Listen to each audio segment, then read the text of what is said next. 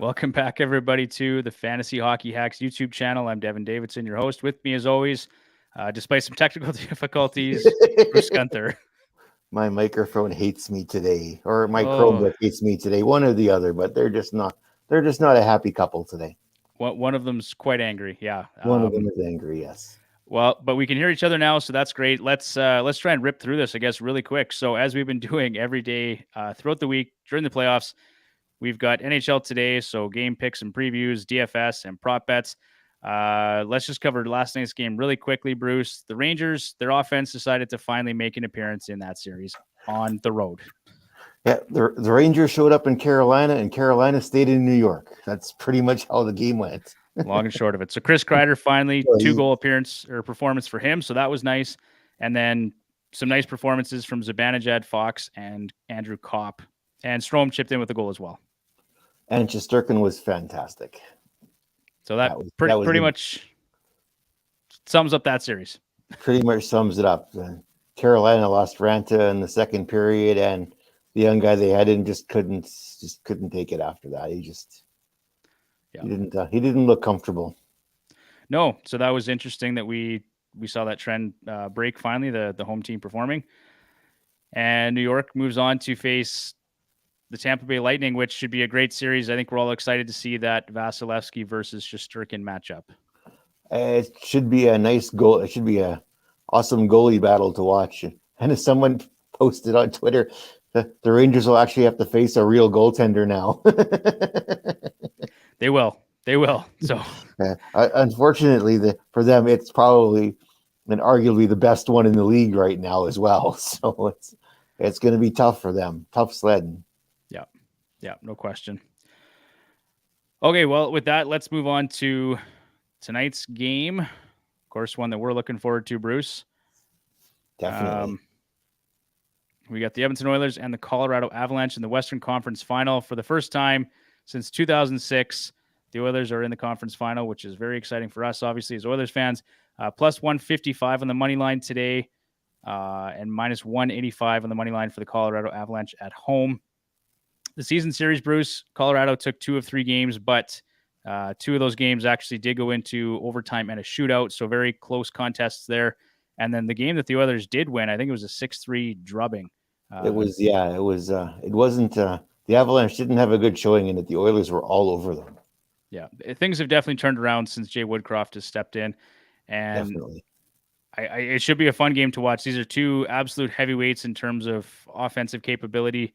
I'm just looking at some of the numbers here. So the Avalanche at home in this playoffs, they are 3-2-0, 17 goals for, plus 3 goal differential, 3.40 goals for per game, 23.5% of the power play, and 43 shots on goal per game.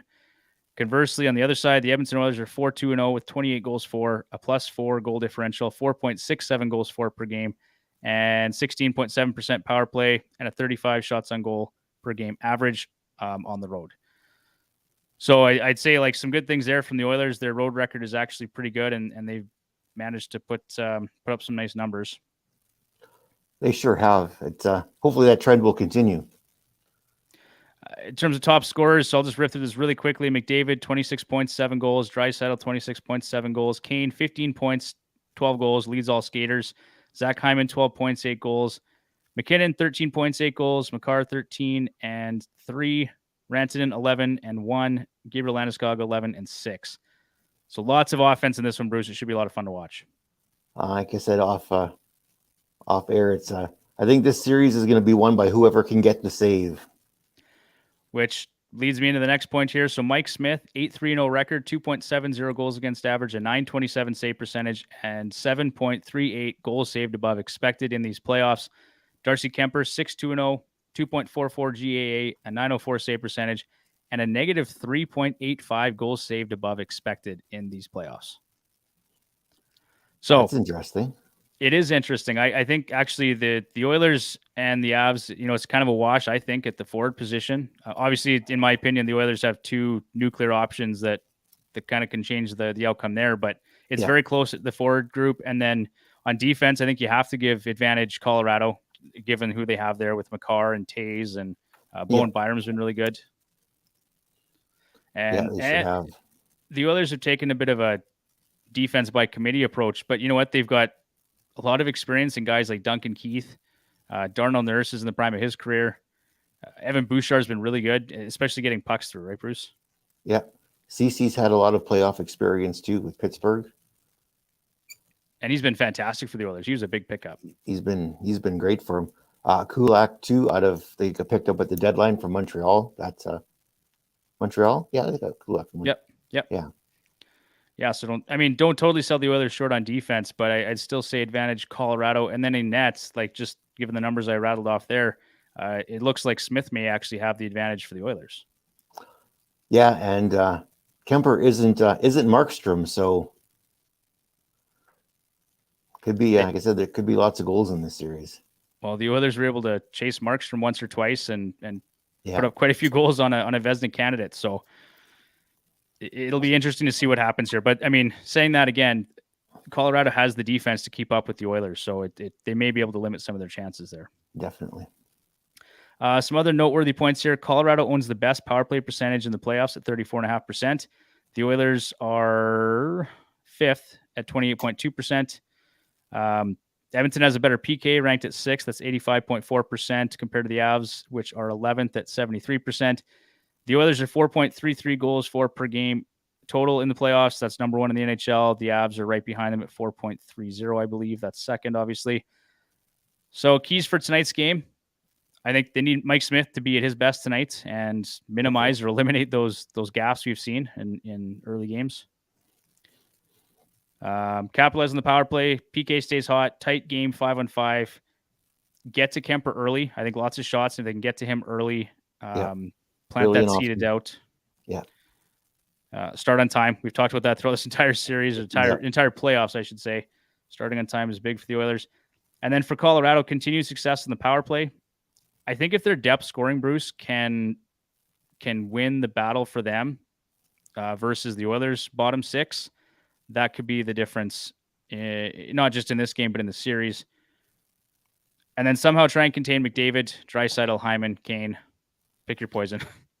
Yeah, exactly right. It's where do you put your best defenders, right? It's you don't pick one line; it's going to be the next line. So that's great options for the Oilers too, and for conversely the Avalanche going the other way too. They've got 2 solid lines too in their top 6, so it's going to be fun. Yeah. Okay, so after saying all of that, I am reluctantly taking the Avalanche in game 1 at home.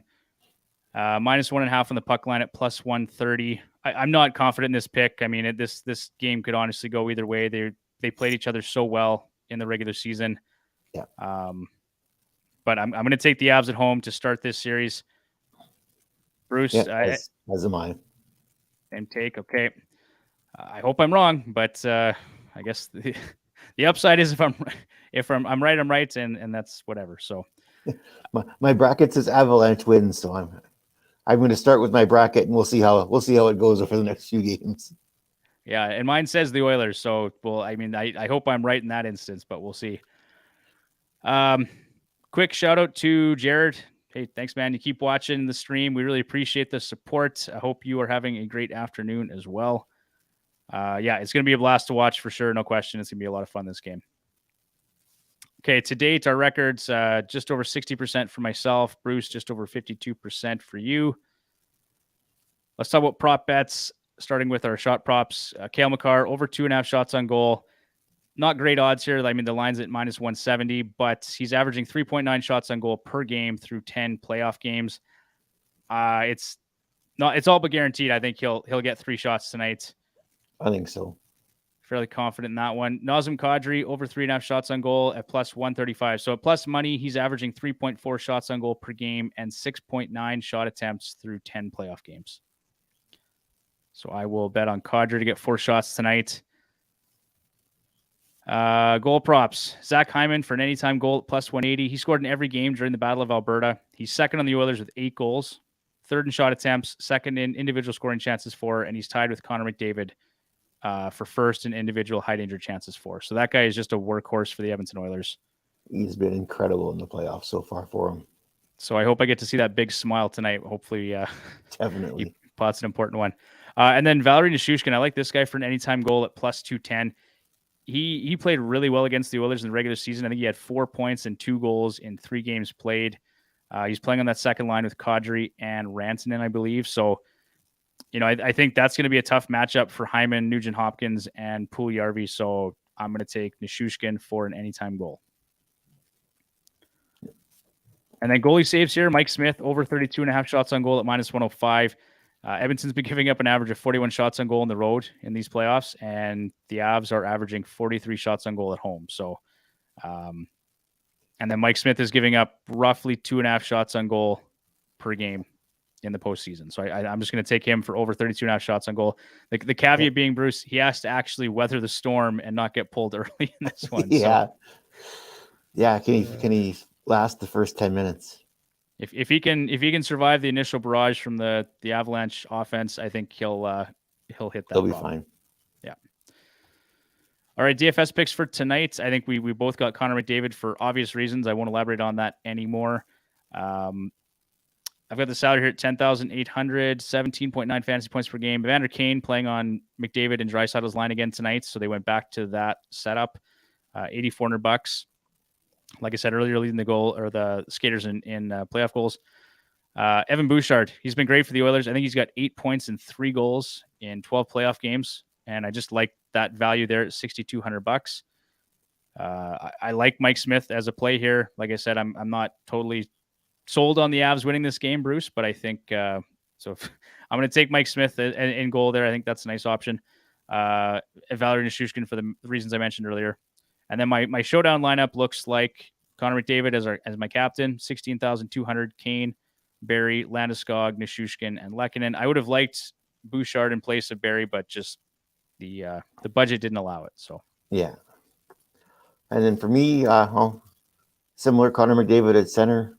I had Zach Hyman in at winger at $7,800. My defenseman, well, obviously it's going to be Cale Makar at $9,000. Goalie, I'm going to go with Kemper here at $9,800. I think I got Colorado to win this game, so I think he's going to weather the barrage of Oiler pucks that are coming at him. Utility player Arturi Lehkonen. I just like the way he plays. It's the way he played with Montreal last year in the finals, and how he's playing so far with the Avalanche. I like the way he's playing, so I have him as my utility player. My showdown lineup, my captain is Leon Draisaitl at $13,800, Hyman at $7,800, Makar at $9,000, Landeskog at $7,600, and then I got Bowen, Byram, and Jesse Puljujarvi at $2,000 each to make a contribution on that end. Going back to Arturi Lehkonen too, he's playing on that top right side with Nathan McKinnon and Gabriel Landeskog. So really like his lineup placement as well. And then Bruce, I love your lineup tonight. I was looking at it and I can't copy Bruce, but that's probably the lineup I would have gone with tonight. I'm just hoping for a big game from Connor and then, Evander Kane potentially as well. And Cale Makar for sure is the defenseman to play tonight. Really like that play, but I was just trying to be a little different. So that's why I went with Evan Bouchard. All right. That does it for today. Bruce, we're flying. Yesterday and on the pod, we did in under 50 minutes. And today we're going to do this one in under 14. So sounds good. All righty. So if you haven't listened to the podcast already, be sure to check it out on Spotify and Apple Podcasts. We just released a new episode this morning. Follow us on Twitter at FHHacks, on Instagram at Fantasy Hockey Hacks. Check out the website, fantasyhockeyhacks.com, and we will see you all again tomorrow. We'll see you tomorrow. Take care. Okay. Bye.